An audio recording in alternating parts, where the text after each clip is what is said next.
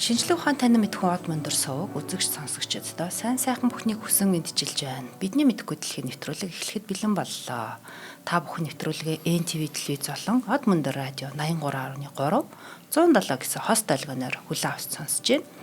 Энэ удаагийн нэвтрүүлгийн хамтрагчаар сайн хүнсээр сайхан амтыг урайтай хооллыг компани мөн худалдаа эрхлэгчдийн ухаалаг туслах урайтай On Time технологи компани ажиллаж байна. Студид өгүүлэгч, орчуулагч Мөнхбаатар маань мөн хөтлөгч Цомрлог миний бие ажиллах бэлэн болсон байна. За өнөөдрийн сэдв. За хоёлаа ч сүүлийн хоёр нэвтрүүлгээр нэг баахан маф заав алаан хятад ярьцсан. Одоо нэг өнөөдөр маш гоё хөөрхөн хөнгөн сэдвэр ярина. За хоёлаа нэг гоё юм ширэнгөө ойтой газар заваар явж яах төсөөлье. За тэгээд ойр орчимд ямар хөө байдалтай юу болж ийн вэ гэхээр ориглуун дарсны бөглөө мултрах мэд бартаа саадтай дарига борготой хөндийгөө сугарган гарч ногойлон буланг захлан өнгөрөөд манай зав тэнгэрээс асгар хадаг мэт хүрхрээнд орооч зогсваа. Алтаар харалсан хан туурганы зураг далдуу модон дундаас ирмэн айлгүйдэх мэт харагдах ба шатны гიშгүр хүртэл оюу шигтгээтэй ягуарын толгой баримлаас ус олгойдон өрсөж доорх твшинд хуралдахад дотор нь нар мэлтэрнэ.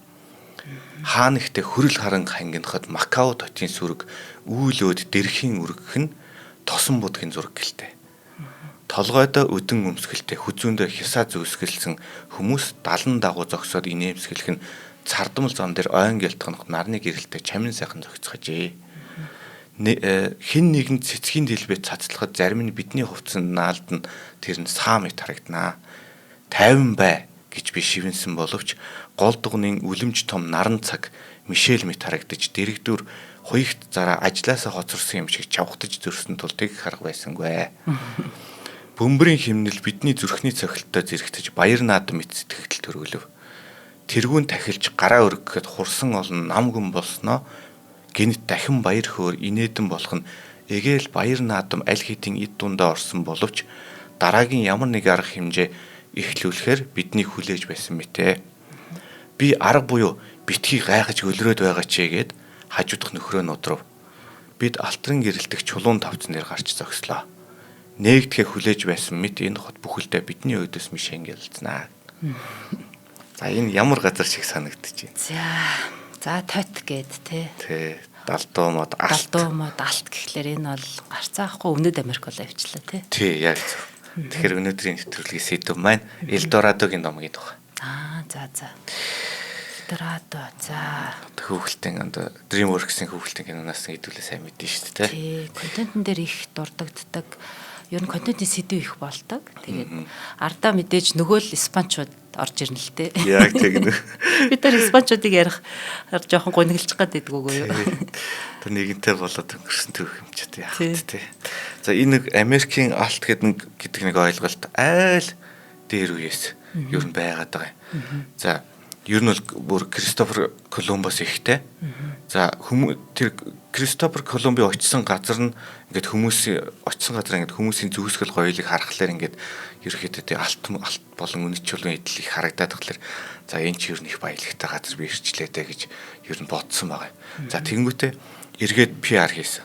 Тэр чинь нөгөө дандаа нөгөө эзэн хааны санхүүжилт тий одоо дандаа тиймэрхүү юмар явдаг болохоор байнга сурталчилгаа хийж явахгүй болохгүй ивент итгэж болох хэрэгтэй болдог.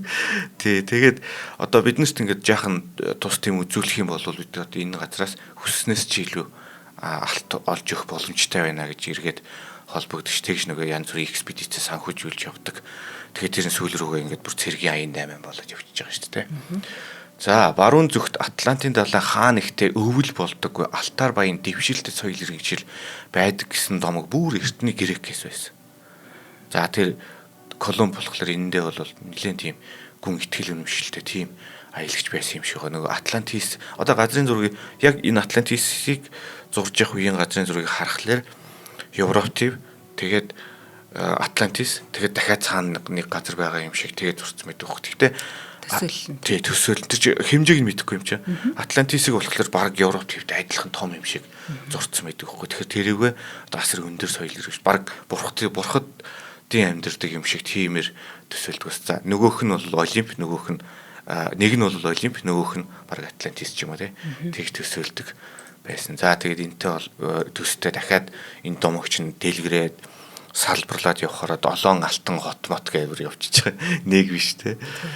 За тэрнээс гадна дахиад энэ нэг юу Библиэлд одоо Офир Таршиш гэдэг газраас Соломон хаан их хэмжээний алт авчирсан гэж одоо нэг газар бичсэн байт юм л да. Алт эрдэнэс авчирсан гэд. Тэр нь одоо ингээд 2 3 их сурвалжаар ч юм уу ингээд нийлээд тахлаар одоо юу яадаг юм тэр тийм өөр их сурвалжаас сонсогдоод тахлаар үнэхээр за тэнд баруун зүгт нэг юм байж л таараа гэж боддог байсан юм шиг байна. Тэгээ бүр нэг их сурвалж нь Библи байчаар тий хамгийн итгэдэг Библи байгаад байгаа юм чи те. За тэгээ Колумб чинь бүр ингээд сүүл рүүгээ би энэ баруун зүгээс эдэний цэцэрлэгийг олно гэж ярьж исэн гэж байгаа. За одоо баруун зүгт одоо ерөөхдөө нэг тийм алтны сураг байнга гараад идэг тэнд их алт байдаг гэсэн итгэл үнэмшил ерөөхдөө маш эртнээс байсан. За тэгжээтэл Элдорадо гэдэг одоо домог маань тэр газар маань ямар учиртай бэ гэдэг талаар одоо хоёлоо ярьж эхэллээ те.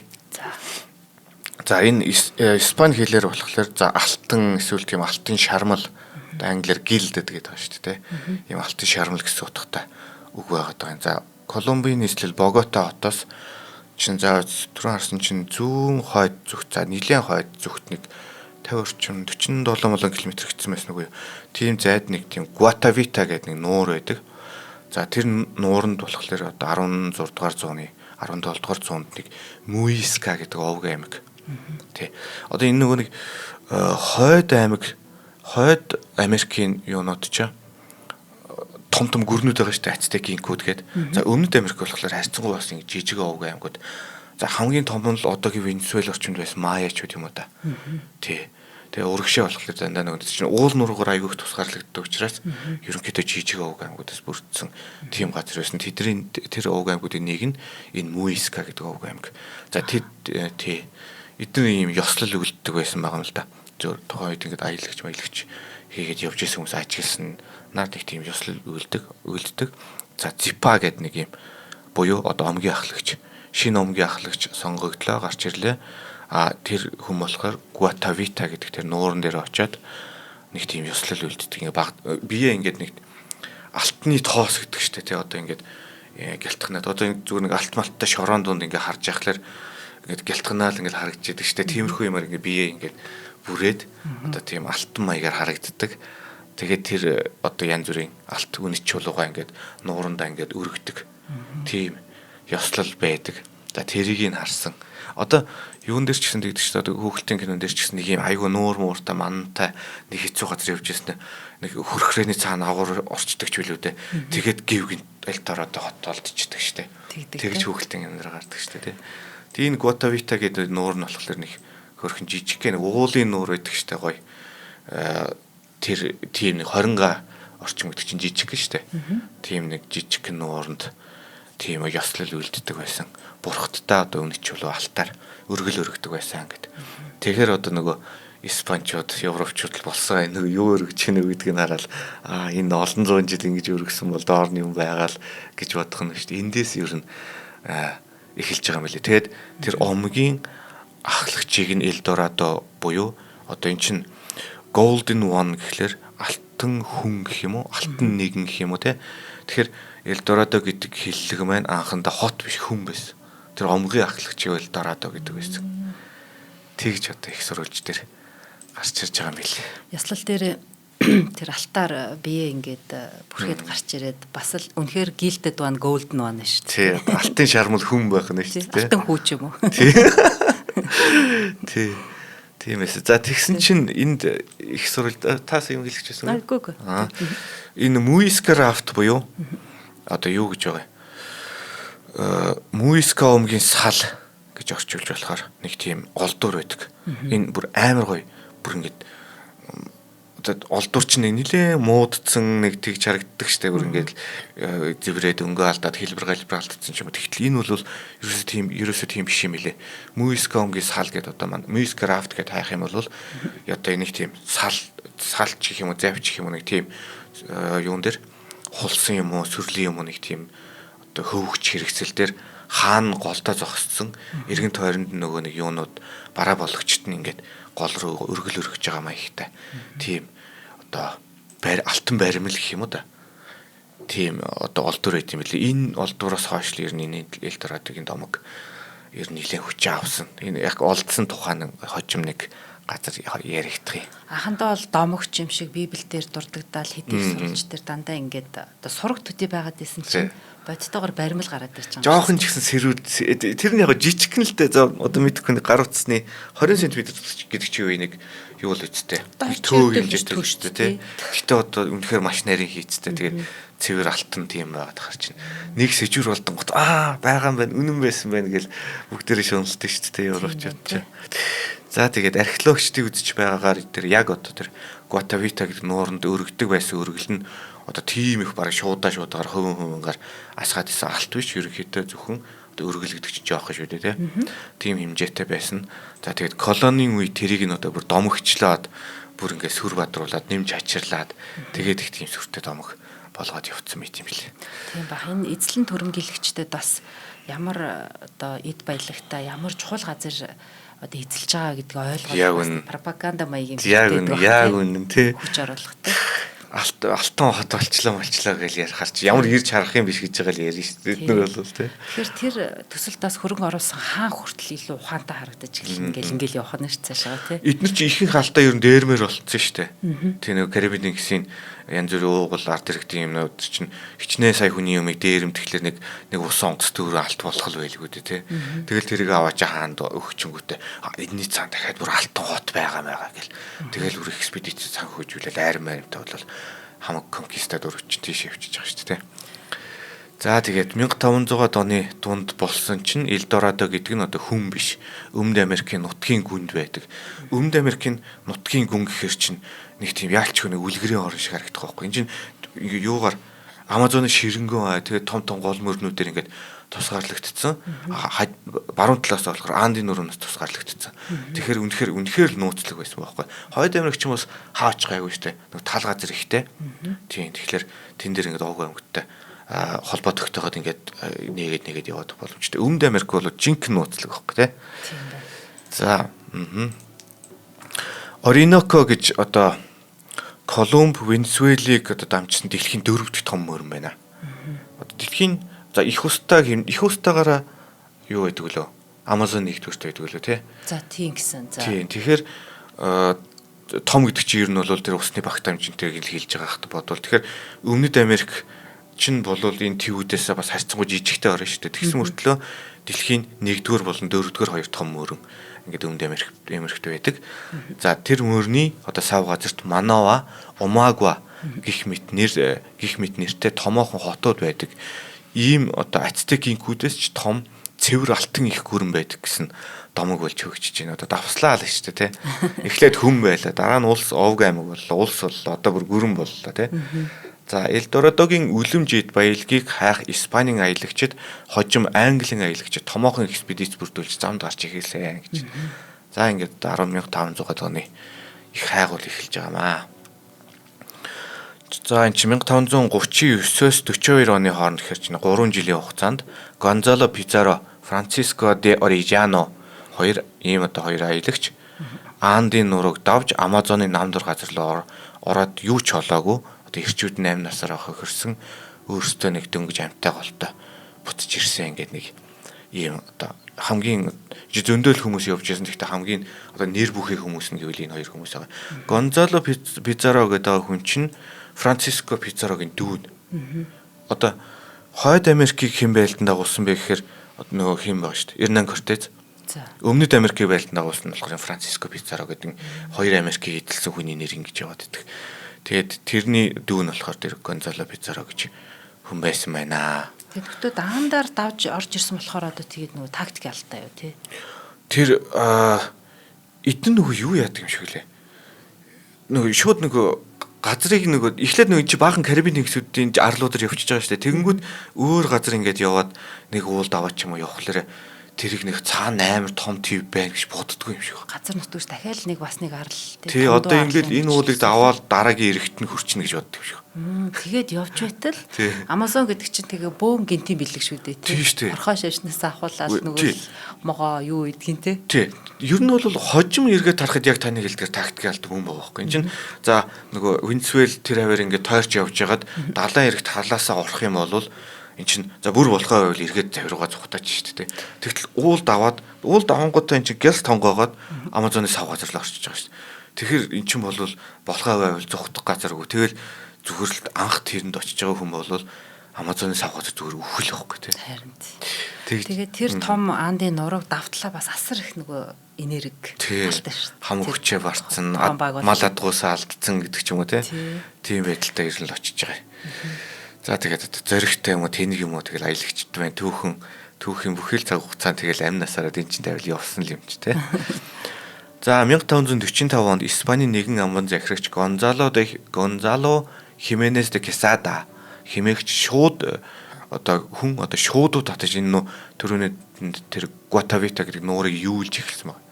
Нөгөө сэтлээд энэ чинь уулын нуур юм чинь нэг ингэж ямарчсан сэтлээд юулчингөө доороос нь шаралцыг алт гарч ирнэ гэж бодсон юм шиг байна. За тэгээд эрг орчмоор ингээд баг зэргийн алт болдсон. Харин нутгийн иргэдээс их хэмжээний алт ирэмцсэн. Нөгөө Муиска овгийнх ингээд тэдэрс байгаа бүхний л өста эмэг зүгэлтмэлт юу гэдэг бүгдийг ингээд ирэмдээд.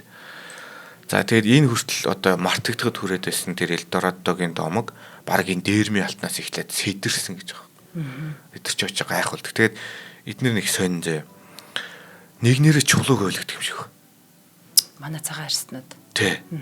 Хоорондоо амар өрсөлдөж байгаа шүү дээ колоничлогч. Тий. Тэгэнгүүтээ одоо энэ Гонзало Хименес де Quesada гэдэг энэ нөхөр дээрмийн алт олчингуудаа тэр тийм уулын цаана юу байт юм бэ? Бид нар бүр дааж чаддгүй баахан алт эрдэнэ зүлдэчээд ирсэн гэдэг ч юм уу.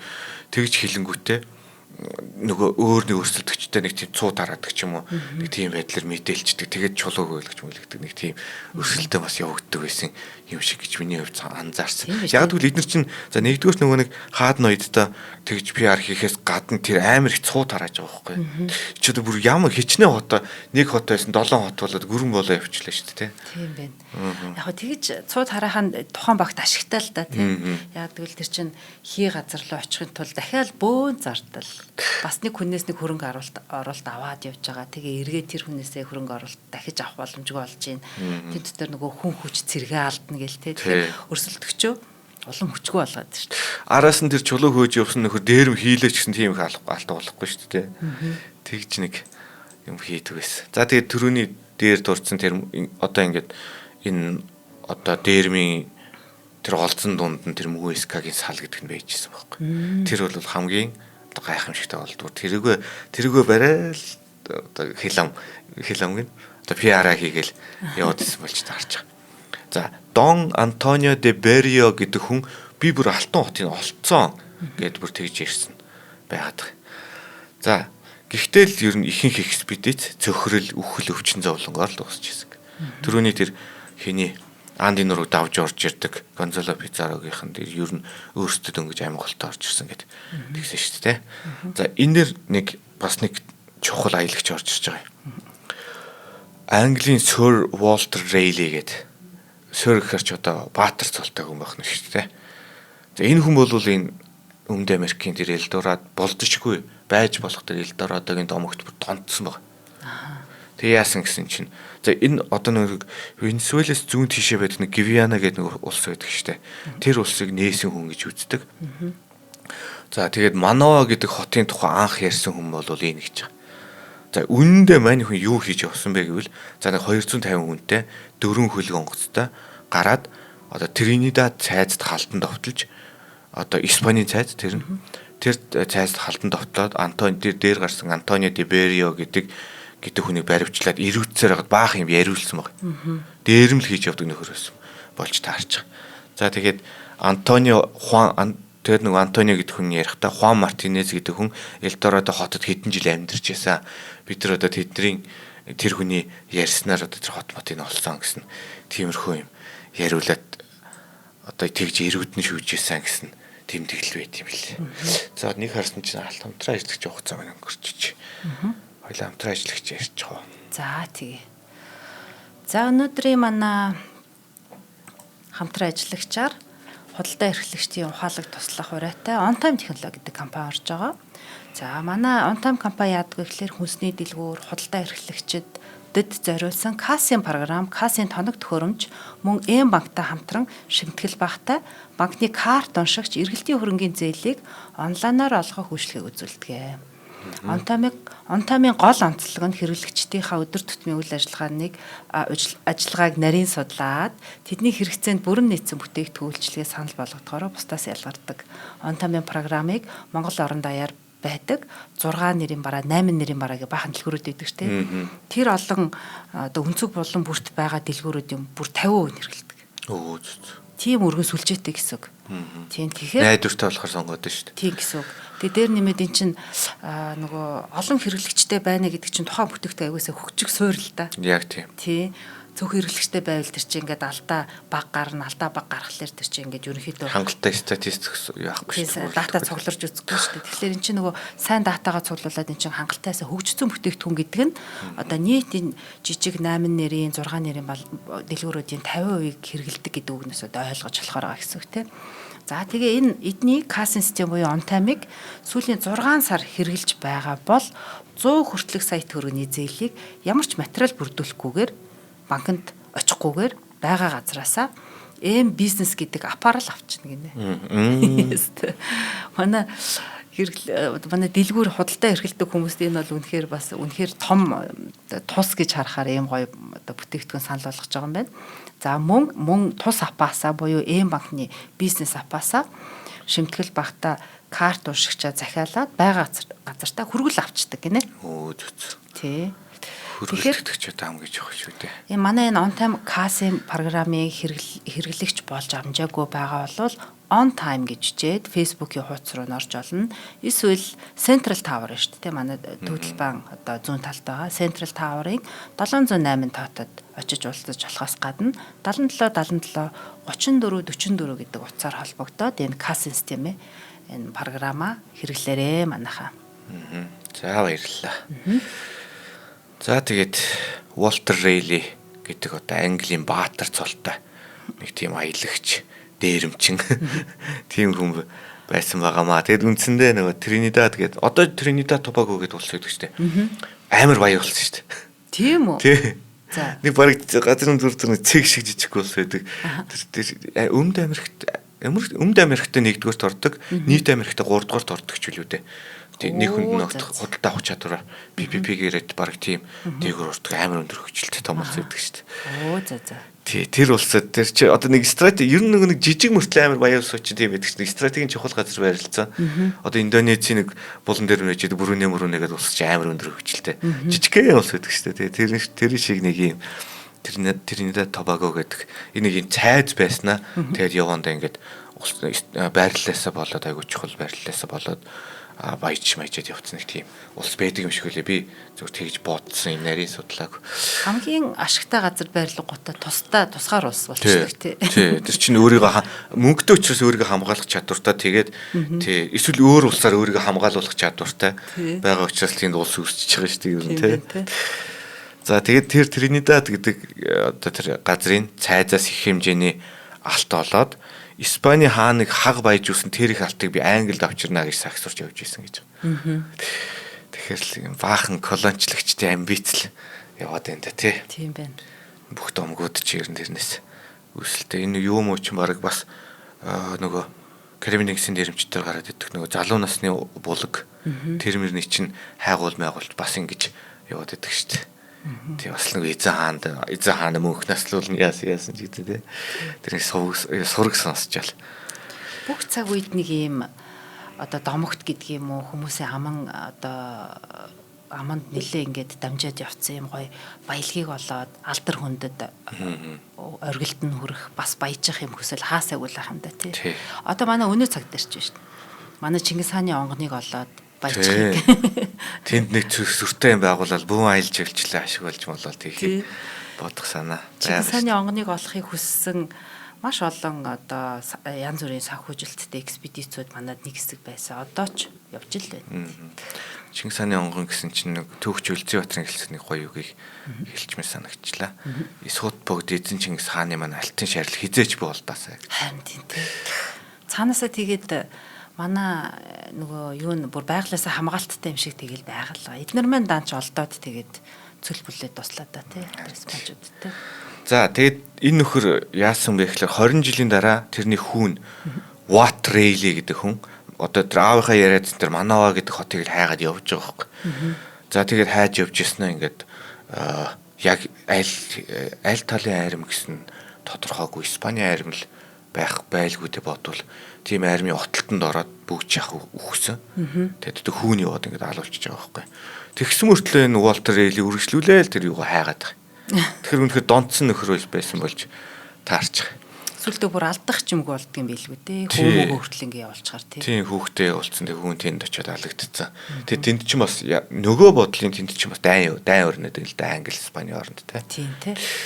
За энэ Walter Rayleigh болохоор сүүл рүүгээ нөгөө нэг Trinidad цайз руу халдан довтлсноосоо болоод Англи Америкийн харилцааг одоо зориудаар хутхан өмөлсөн. Тим хэрэгт ороод тэгээ цаазаар авахулсан. Тийм нөхөр ит юм бэл.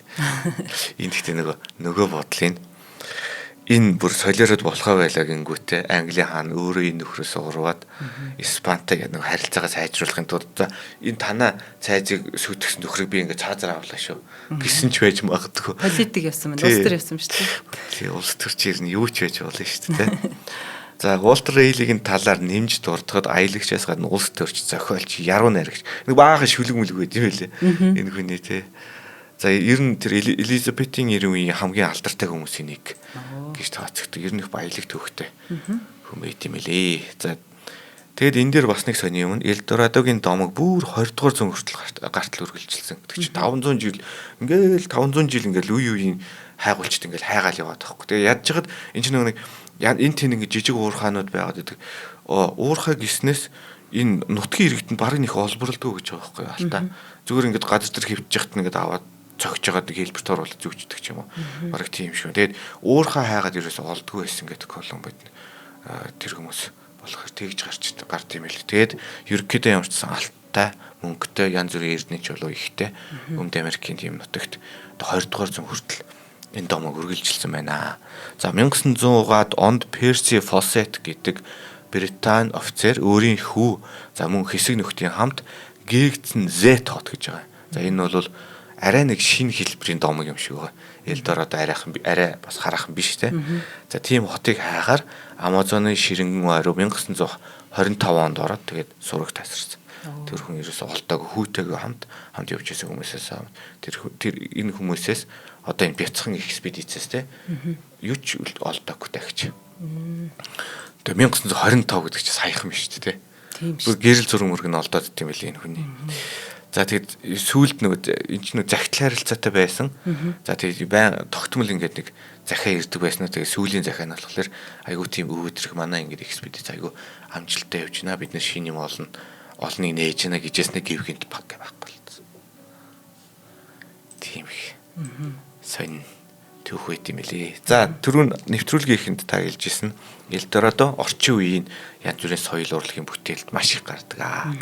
За эндээс нэг өвөрмөц гэх юм бол Эдгар Аллан По. За алдарт яруу найрагч 1849 онд Элдорадо гэдэг шүлэг бичижсэн. За агуул нь болохоор их тийм сонио. За нэг баатар одоо Элдорадог хайгаал яваад байгаа. За тэгж хайж явсан боловч одоо зөвхөн түнэр харахыг л оллоо. Энэ шүлэг юм чинь ингээд ур сайхны өгүүлэмжтэй, зөвөрлөлийн өгүүлэмжтэй те. Сарны уулыг даваад сүүдрийн хөндөгөр уруудаад явбал жинхэнэ Элдорадог олноо гэж тухайн шүлэгт бол бичсэн. За тэгэхээр энэ ер нь бол тийм хүний ертөнцид байдаггүй, нөгөө ертөнцид байдаг. Магадгүй хүн үхчихэж л очдөг. Тэр газрыг Элдорадо гинэ гэж нэрлсэн. Одоо бүр тийм спиричуал сүнслэг утгатай болоод явчлаа шүү дээ. Эдгар Аллан По ч хэм билээ. Иймэрхүү юм бич таараа ойлгомжтой тий. За алсад харагдах хэрнээ хизээч үл барагдах ад завшаан эд баялаг гэдгийг одоо Элдорадо гэдэг утгаар илэрхийлсэн мэт санагдана. За энэ дээр бас нэг сони юм нь 1849 он гэдэг чинь Калифорни алтны халуурал юу вэ? Тий. Gold rush тий. Тэгэхээр чин тэнд одоо алтыг олохын тулд олж байгаа нь мэдхгүй хэдэн хувийн 5 6хан одоо үнэхээр баяж чадж байгаа нь тий. Тэгтлүүд ихэнх нь амьдралаараа тоглоод дуусч байна. Эд хөрөнгө алдаад дуусч байна.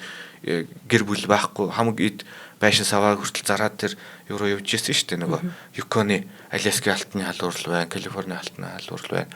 Австралийн алтны халуурал нэг хэд нэг тим болсон шүү дээ. Тэр нь чинь тэгэл ихэнх хүмүүс хоосрол дууссан байхгүй. Тэгэхээр та нарын хүсэж байгаа тэр алт чинь бодит юм бишээ гэдэг утгаар Эдгар Аллан По тиймэрхүү шүлэг бичсэн юм шиг байдгаа гэж одоо ажиглагч судлаач хүмүүс үздэг юм билээ.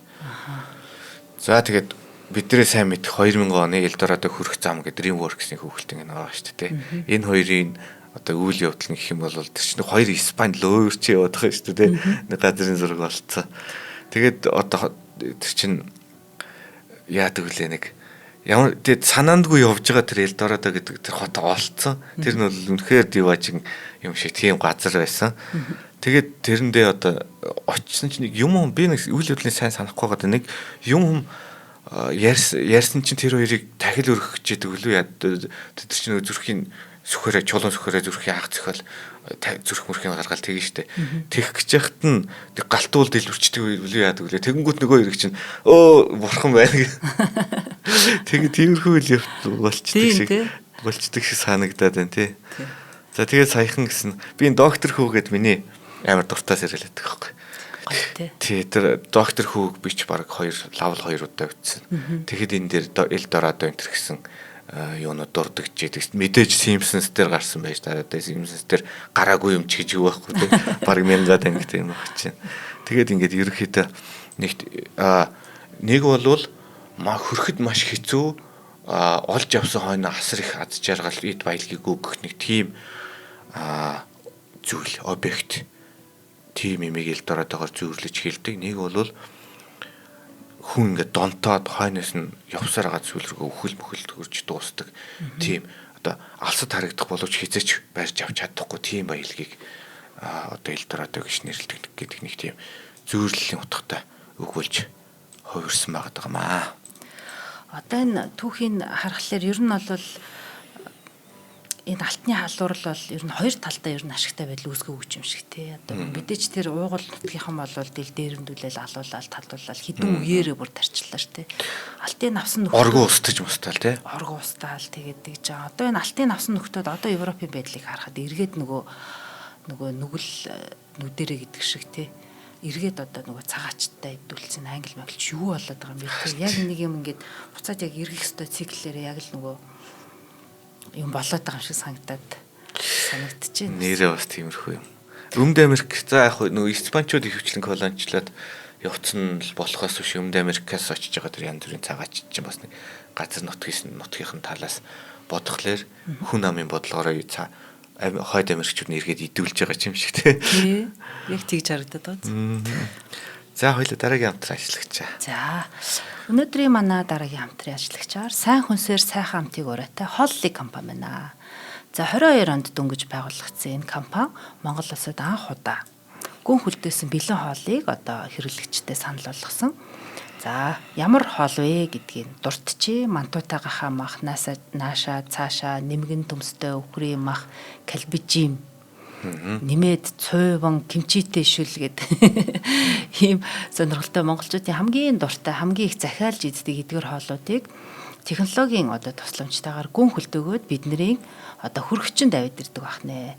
Улаанбаатар хотын бүх дүүрэгт байрладаг. За E-Mart, Номин, Оргил, Миний дэлгүүр, GS25, EFS, M-Mart нэмэх нь 6 болон 8 нэрийн дэлгүүрүүд, захууд, бөөний төвүүдээр эдний бараг хөдөлтөж авч болно. Байр болгоны доотлын дэлгүүртэл байгаа юм байна шүү дээ. Ер нь байгаа гэж ойлгож байна. Олоход бол ер нь туйлын амархан гэж ойлгочлаа шүү дээ. За тэгээд энэ цуйн кимчитэй шүлэн нөгөө шинэ бүтээгдэхүүн болохоор энэ хоёрынхаа жоохон онцлоод хэлүүлж байгаа юм байна. Манай за цуйн болохоор Mombeef-ийн гуйны болон өвчүүний цулмахтай гинэ. Mombeef гэхлээр мэдээж ямар баталгаатай мах вэ гэдгийг бид нэр шууд ойлгож байна.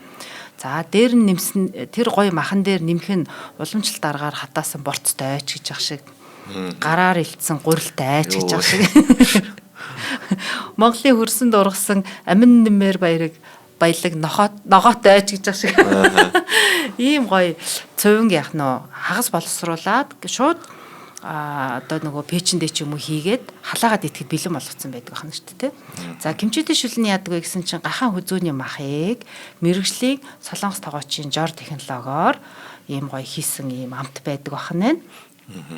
За тэгээд гүн хөлдөөн гэдэг байгаа нь ямар учиртай юм бэ гэхэлэр одоо юу гэдэг маш богино хугацаанд бүр хасах 35 хэм рүү ингээд хөлдөгчдөг. Энэ нь ямар онцлогтой гэхээр тухайн бүтээгдэхүүн ямар ч нөгөө бүтээгдэхүүн бүтцэн алдаагүй юм чин амт үнрээ алдахгүй л гэсэн үг. Нэмэх нь ням бактерийн өсөлтийг байхгүй болгоод эсэлтэлт инээ тэрэ ер нь хүнс муудна гэсэн асуудал ерөөсөө байна. Тийм биопроцесс ерөөсөө бүгд зогсно тий. Бүгд зогсон. За тэгээд миний бүр энэ эдний брэндээс одоо эдний эцсийн гаргаж байгаа шийдвэрээс хамгийн бүр хайр хүрээд байгаа нь Primate Mombifi махыг хэрэглэнэ. Тэр чинь супер байхгүй тий. Саяхан одоо бид нар чинь physical age гэж буу юм болж байгаа. Тий. Ямар нэг тамирчин хэлж байгаа шүү дээ. Эднэр одоо юу идэж ухаараа юм те. Хүчтэй идэм бэ гэдэг байгаа шүү дээ. Нэгдүгээрт бид нар чинь органик мах иддэг. Дэлхийд дээр энүүгээрээ бүр ингээд гайхуулдаг ард. Манай жуулчид ирэл ямар гоё юм бэ? Бүх мах нь био биш тэгээд ингээд иддэг баг. Ингээл бэлчээ хийж байгаа чинь. Бид нар чи хагас зэрлэг мах иддэг. Хагас зэрлэг мах гэдэг чинь тансаг маханд ордог шүү дээ. Тийм шүү дээ үнэтэй. Тийм айхтар мах буюу. За энийг баг зэрэг технологижуулсан Primate Mombifi махыг хэрэглээд хийсэн ийм олон төрлийн хоолыг та бүхэн энэ олон сүлжээ дэлгүүрүүд захын одоо хөргөчний хөлдөөгчний хэсгээс олж авах нь шүү.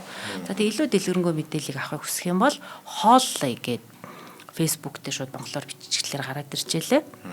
Тэгээд 7270 1110 гэсэн утсаар дэлгэрэнгүй мэдээллийг аваарай. За ашгүй ядаж хоёр дахь дээр нь хооллын орж ирээд нэг арай л бага шүлстэй нэвтрүүлэг явах юм шиг. За хооллыг да баярлаа. Баярлаа. За энэ нэг юу вэ?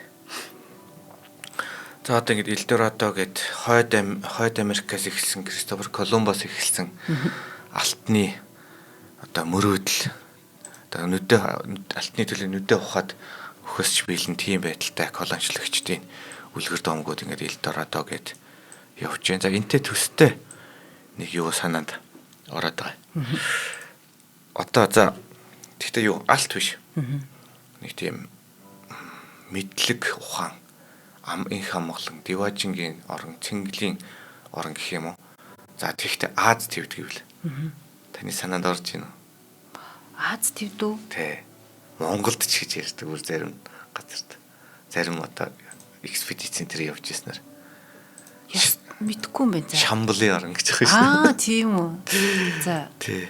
Шамбала гэд. Аха. Тэр газар ерөөхдөө яг нөгөө шунлын сэтэлтэй гэхээс илүү нэг тийм нууцлаг газар орон гэдэг утгаараа тэртээ надад төстэй санагдаад байгаа байхгүй. За ер нь нөгөө нэг агуулгынхаа хувьд төвдийн бурхны шашинд инх амглан мэрэгэн ухааны орон хаан ихтэй бий гэж үздэг. За тэнд гэгэрсэн удирдагчид мөхлийн ирэх хүртэл дэлхийн сүнслэг мэдлэгийг хадгалж байдгаа гэж. Нөгөө Аз дорн болсон хаа энэ бас нэг нууцлаг юм аа ингэ шал өөрөөр хэлж штэ тий.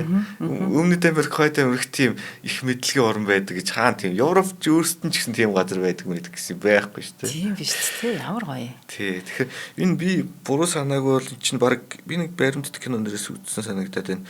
Тийшээ орсон тэднийг одоо нөгөө тэр газрын за энд л Шамбала байдаг гэж одоо бодсон юм байна л да. Тэр лүгөө баахан хятадуу цэрэг орох гэсэн чинь нөгөө газар хөдлөлт чулуун уран гэсэн юмнууд нь болоод тэр нөгөө нэг Гимлайн л хаан ихтэй гэсэн юм шиг байна. Тэгээд нөгөө баахан цэрэг орох гэсэн чинь ерөөсөө оруулдаггүй. Тэгэл бараг л тэнд нөгөө хитэн лам нар ингээ сууц номоо уншаал уул нуруугаас ихсчүүлээл бэчээдэг ухааны ярьсан нэг тийм баримтат кино тэр тухайд хүүхдээс юм чи тэгэл итгэл хайст үнэхээр тэнд Шамбалын орн байд юм байна гэлэг тиймэрхүү юм.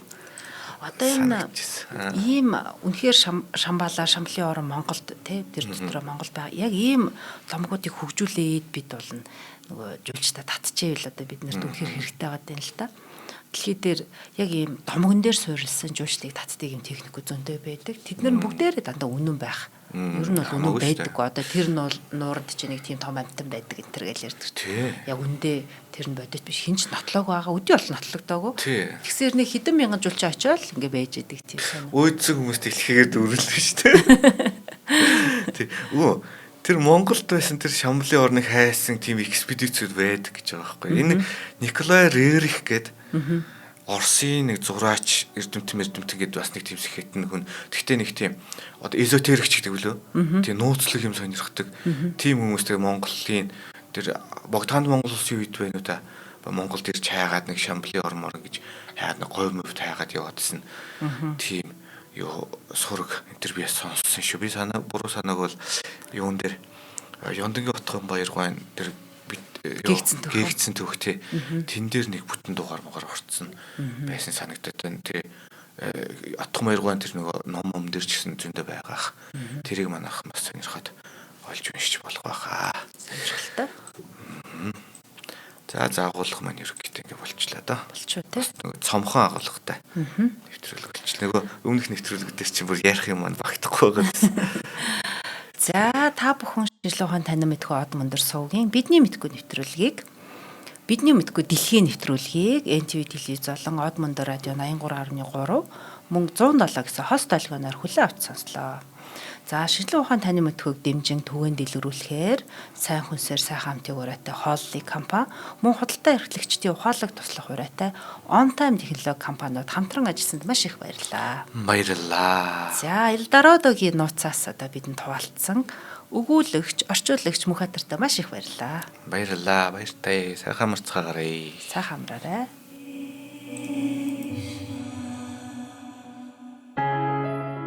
Нэвтрүүлгийг хүлээн авсан Нарны аймгийн монголчуудаа баярлалаа. Од мөндөр сувг нь энэ мэдчлэн таны мэдхүйн мянган нэвтрүүлгийг 2026 оны 7 сарын 1 хүртэл та бүхэндээ хүргэх юм.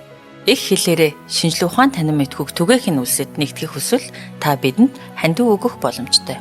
Жилдээ ганцхан удаа 100,000 төгрөгөөр биднийг дэмжснээр шинжлэх ухааны танин мэдхүйг түгээх энэ үйл хэрэг амжилттай үргэлжлэх юм. Од мөндөр нэр дээрх Худалдаа агшлын банкны дансгаа 4191 тэг 4518. Та 100,000 төгрөгөөр шилжүүлэхдээ гүйлгээний утга дээр нь өөрийн нэр болон утасны дугаараа заавал бичээрэй. 100,000 төгрөг хандалснаар од мөндөр сувгийн алтан гишүүн болох юм а.